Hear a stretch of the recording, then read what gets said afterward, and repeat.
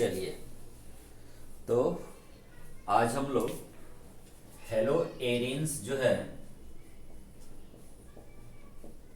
Hello arenes या फिर इसको बोलते हैं हेलो बेंजीन, इसके गुणों के बारे में देखेंगे। बनाने की विधि पिछले क्लास में हमने देखा था। इसको गुणों में कुछ रासायनिक अभिक्रिया हैं विशेष जो नाम से जाने जाते हैं, उनको पहले कर लेते हैं। जैसे एक मैं आप लोग बता देता हूँ, ऊर्ज अभिक्रिया आप सभी लोग जानते हैं।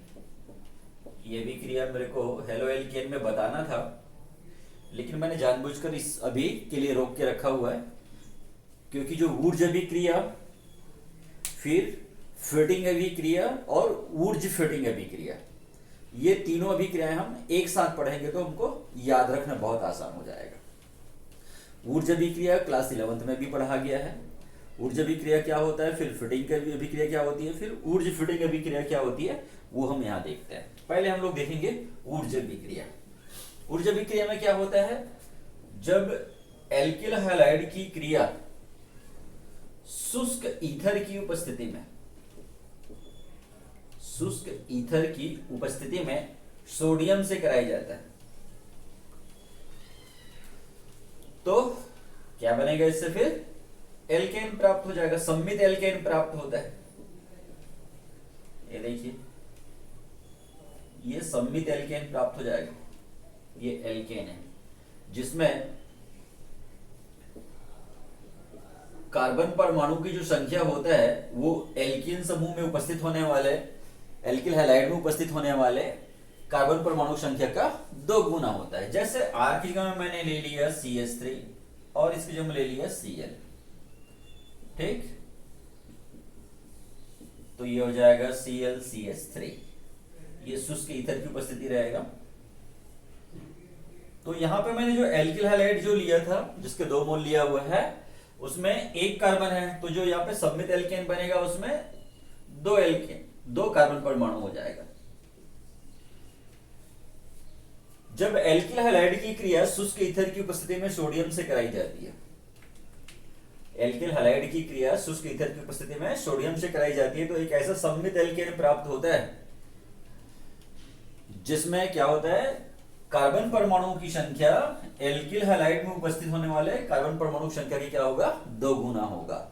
ये तो एक ही प्रकार के एल्किल हैलाइड लेने से, अगर हम लोग मिश्रित अगर लेते हैं, है ना, मिलाकर के अलग अलग एल्किल हैलाइड लेते हैं, तो ऐसी स्थिति में फिर क्या हो जाएगा, कार्बन परमाणु की संख्या जो है वो देखो कैसे होता है, CH3 Cl हमने लिया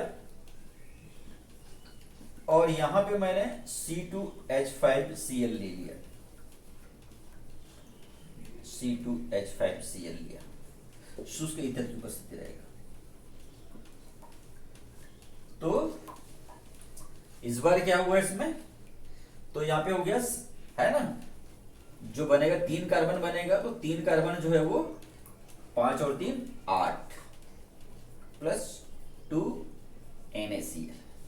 अगर हमको सम्मित की जगह में, है ना, यहाँ पे विषम संख्या में कार्बन परमाणु संख्या करना आप लोगों को, 1 3 5 7 वाला जो है, एक तो बनता नहीं है, मेथेन का निर्माण तो होता नहीं है इससे, 3 5 7 विषम संख्या में आपको कार्बन परमाणु की संख्या अगर चाहिए, तो ऐसी स्थिति में आपको जो एल्किल हैलाइड लेंगे उसको क्या करना पड़ेगा, अलग अलग एल्किल हैलाइड लेना पड़ेगा आपको। एक ही प्रकार के एल्किल हैलाइड ना लेकर के, एक ही प्रकार के समान प्रकार के एल्किल हैलाइड के 2 मोल ना लेकर के आपको क्या करना पड़ेगा, अलग अलग एल्किल हैलाइड लेना पड़ेगा। ठीक है, जैसे मैंने मेथिल का प्रोपिल से अभिक्रिया कराया, मेथिल हैलाइड इधर लिया, उधर प्रोपिल हैलाइड लिया, तो इस प्रकार से अब अलग अलग जो एल्किल हैलाइड जो होता है उसकी क्रिया करवाएंगे सोडियम से शुष्क ईथर की उपस्थिति में, तो उसमें जो एल्केन बनेगा, जो यहाँ पे प्रोपेन बना जैसे उदाहरण के लिए, तो जो एल्केन बनेगा उसमें कार्बन परमाणु की संख्या किस में रहेगा, विषम संख्या में रहेगा, सम्मित ना होकर के विषमित हो जाएगा। ठीक है, अब इसी प्रकार से ये जो ऊर्ज अभिक्रिया भी आपने देखा, एल्किल हैलाइड की क्रिया हमने शुष्क ईथर की उपस्थिति में सोडियम से कराए। अब हम लोग यहां पे करेंगे फिटिंग अभिक्रिया करेंगे। चलिए देखिए, सेम है बिल्कुल,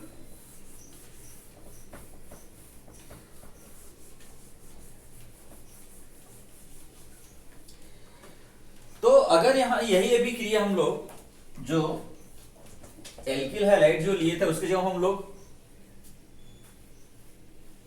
हेलो एरिन्स को ले लेते हैं, बेंजिल हैलाइड को ले लेते हैं, हेलो बेंजीन ले लेते हैं, C6H5Cl, ये क्लोरोबेंजीन मैंने लिया। इसकी क्रिया करा देता हूं मैं सोडियम की उपस्थिति में।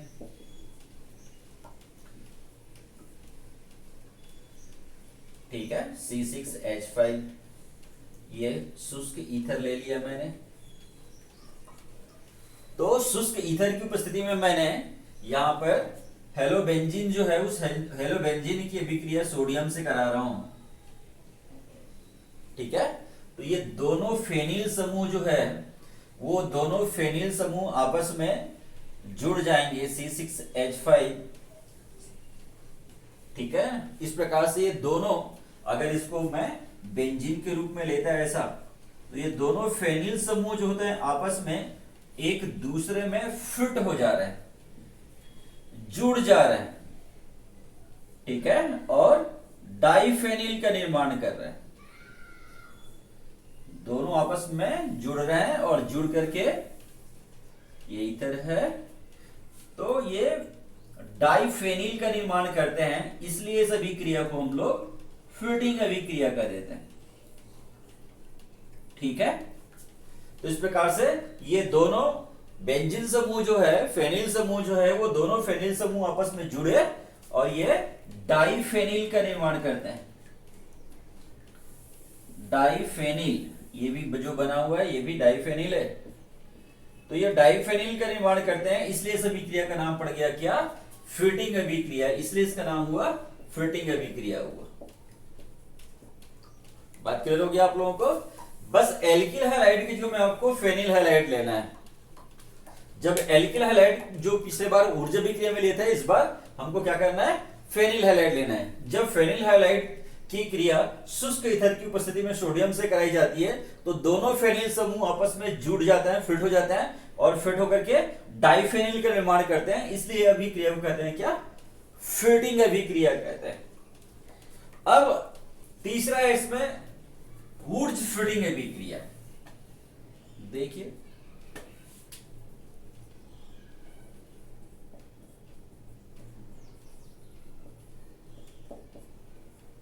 वुर्ज फिटिंग अभिक्रिया। तो इस अभिक्रिया में क्या हुआ? दोनों साथ साथ लेंगे। वुर्ज में हमने क्या लिया था? केवल एल्किल हैलाइड लिया था। एल्किल हैलाइड की क्रिया सोडियम से कराए थे। फिटिंग में क्या किया हमने? फेनिल लिया। इसमें क्या करना है आपको? एक दोनों ले लेना है, एल्किल हैलाइड और फेनिल हैलाइड दोनों करना है। ठीक है, तो यहां पे मैंने ये ले लिया एल्किल हैलाइड और यही सेम अभिक्रिया रहेगा। ठीक है, चलिए देखिए,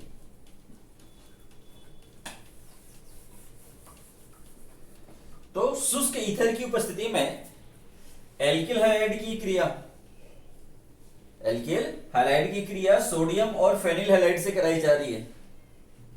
ठीक है ना, तो उससे क्या हो जाता है? एल्किल फेनिल का निर्माण होता है, C6H5CH3। ठीक है, एल्किल फेनिल का निर्माण होगा। ये बेंजीन के ऊपर में CH3, जिसको आप लोग क्या कहते हैं? टोलुइन कहते हैं। क्या नाम है इसका? टोलुइन नाम है इसका। ठीक है, तो जब यहां पे एल्किल हैलाइड की अभिक्रिया शुष्क ईथर की उपस्थिति में, एल्किल हैलाइड की अभिक्रिया शुष्क ईथर की उपस्थिति में किसे कराई जाती है? फेनिल हैलाइड और सोडियम से कराई जाती है। तो इसमें क्या होता है? जो एल्किल समूह जो होता है वो फेनिल समूह के साथ जुड़ करके एल्किल फेनिल, जैसे यहां पे मेथिल बेंजीन का निर्माण कर रहा है, तो इसको मेथिल बेंजीन ना बोल के इसी को क्या बोला जाता है? इसको टोलुइन का निर्माण करते हैं। तो इस प्रकार से ये तीनों अभिक्रियाओं को आप एक साथ देख रखेंगे तो आपको याद रखना बहुत आसान हो जाएगा। वुर्ज अभिक्रिया, फिटिंग अभिक्रिया और फिर वुर्ज फिटिंग अभिक्रिया। इसी प्रकार से सेम जिस प्रकार से हमने फिटिंग अभिक्रिया देखे थे, अगर उस फिटिंग अभिक्रिया में जो मैंने सोडियम से अभिक्रिया करवाया था उसके जगह में अगर मैं कॉपर ले लेता हूं, ठीक है, तो वो जो अभिक्रिया होगा वो अभिक्रिया कहलाता है उल्मान अभिक्रिया कहलाता है, उल्मान अभिक्रिया। बस इसमें अभी बताया था सेम अभिक्रिया है, कॉपर से आपको अभिक्रिया कराना सोडियम की जगह में, बस इतनी सी बात है।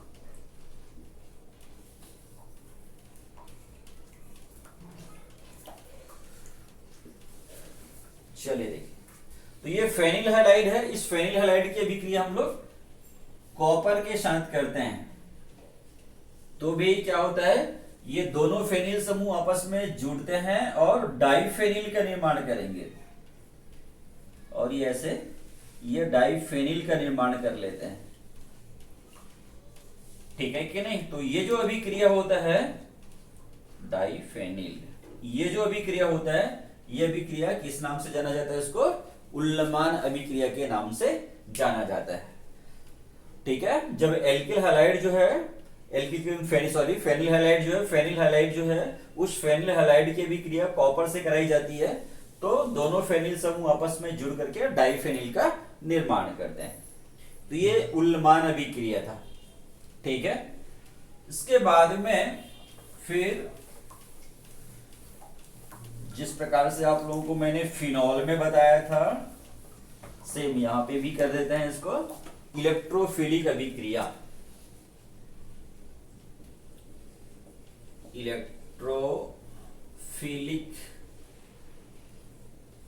अभिक्रिया, जिसको हम लोग इलेक्ट्रॉन स्नेही, ठीक है, इलेक्ट्रॉन स्नेही प्रतिस्थापन अभिक्रिया के नाम से जानते हैं। तो चूंकि आप सबको पता है कि बेंजीन समूह जो होता है इलेक्ट्रॉन स्नेही समूह होता है, ठीक है।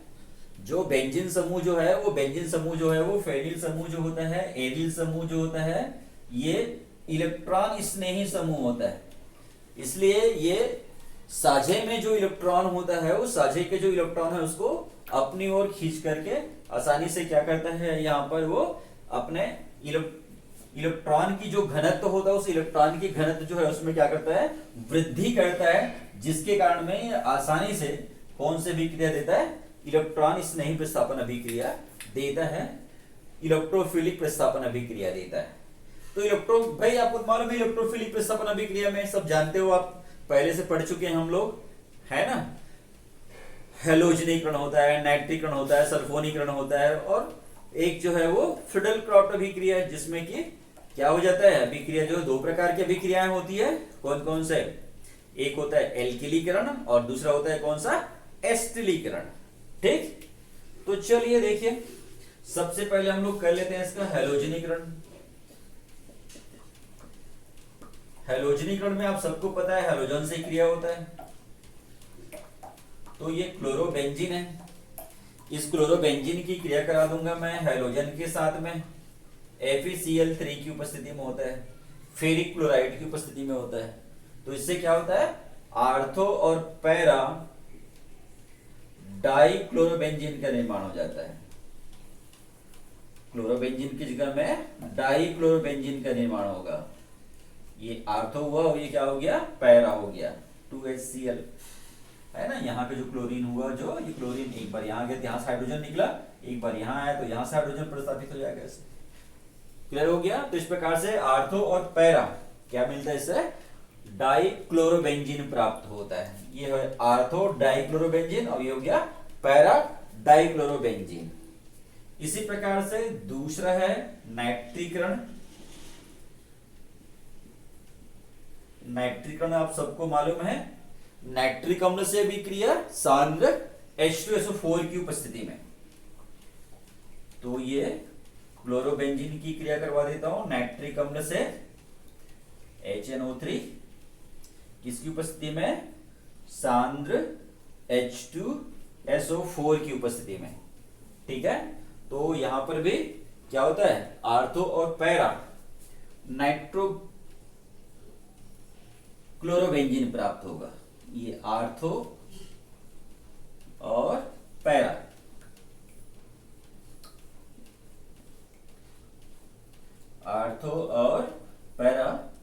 नाइट्रोक्लोरोबेंजीन प्राप्त होता है। ठीक है, जो बाद में एक साथ संयुक्त हो जाएगा और संयुक्त होकर के दोनों को एक साथ लिखेंगे, आर्थो को भी और पैरा को भी।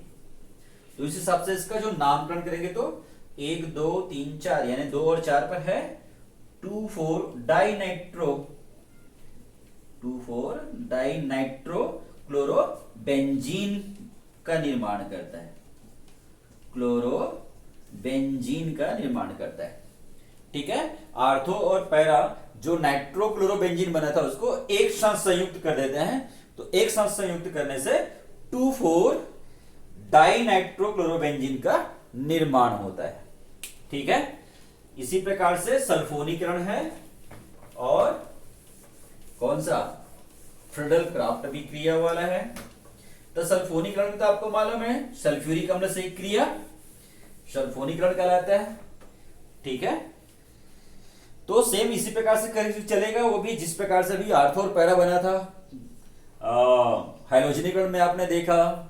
ठीक है ना, आर्थो और पैरा जो है वो बना हुआ था, डाइक्लोरोबेंजीन बना है ना। जिस प्रकार से नाइट्रीकरण में देखिए आर्थो और पैरा क्या बना था, पहले नाइट्रोक्लोरोबेंजीन बना था, उसी प्रकार से यहाँ पे भी जब हम लोग सल्फोनीकरण करेंगे तो आर्थो और पैरा में सल्फोनिक अम्ल बनेगा, सल्फोनिक अम्ल बनेगा, इसलिए इसको सेम है बिल्कुल। अब इसी प्रकार से एक आखिरी हम लोग देख लेते फ्रीडल क्राफ्ट अभिक्रिया में अगर देखते हैं वो भी सेम रहेगा सर।